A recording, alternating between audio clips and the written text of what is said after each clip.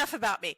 Tell us more about your interviewing and hiring process and what it looks like at Blue Halo, because I think that is one thing that really confuses a lot of job seekers. They think they submit an application, they get a call, and it's done. Right. It's a lot more convoluted. It is than a that, lot right? more convoluted than that. So it's really great. We have a really great recruiting team. I'm sure every company says that, but I really believe we have a really great recruiting team. And with interviewing, it's not like you're going to interview with one person and that's it, right? So we definitely have a few levels of interviews. Like when I was interviewing with this company, I think I did 4 video interviews with different people, right? I interviewed like someone from the C-suite. Then I interviewed with a technical person. Then I interviewed with like a regular program manager. And then I interviewed with somebody else who's just like another person at the company that maybe didn't have any direct impact, or like I wouldn't maybe work with them, but just to get an overall gauge of the person, right? Because we're hiring for more than just what's on your resume. You need to, we want to make sure you fit into our goals and our values and the overall way we do business, because it's really, we're trying to be different, right? We're trying to not become just one of these other bigs, which they're great, but like the culture, we want to keep our culture. We want to keep people first. And also with interviewing too, like when you interview somebody, we're not just interviewing them for one spot.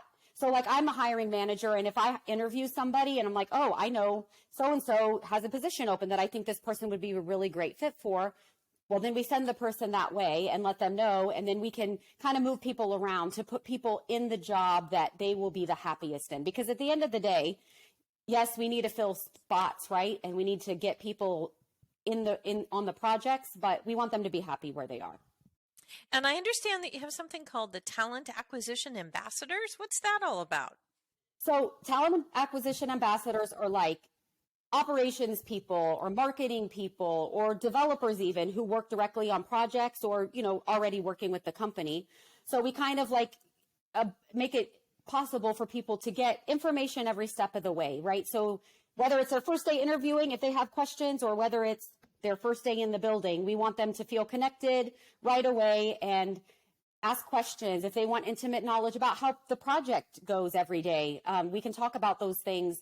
And also, like if somebody were needed accommodations to do their job, like, hard of hearing or any type of accommodation that there is, that way we can help them to get ahead of it, rather than like, okay, you're starting and now we just realized there's a problem. We want people to come in ready to work and happy to be there. And so whatever we can do on the front end to make that transition easier is what we try to do.